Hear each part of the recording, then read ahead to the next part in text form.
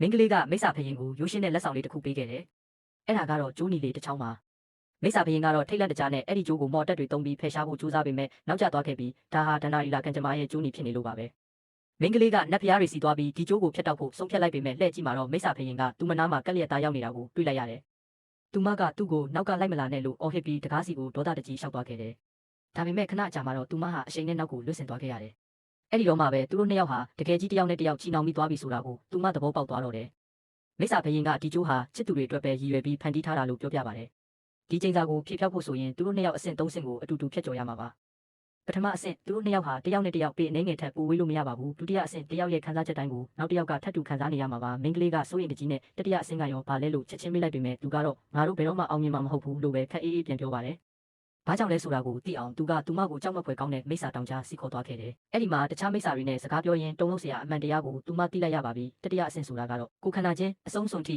ယဉ်ဤကျွမ်းဝင်မှုရှိရမယ်ဆိုတာပါပဲ။ဒါကြောင့်အဲ့ဒီညမှာမိစ္ဆာဖရင်သူမကိုလာရှာတဲ့အခါသူမကကြိုတင်ပုံအောင်နေခဲ့တယ်။ဒါပေမဲ့နောက်တစ်စက္ကန့်မှတင်သူကသူမရဲ့အနောက်တက်မှာရောက်နေခဲ့ပါပြီ။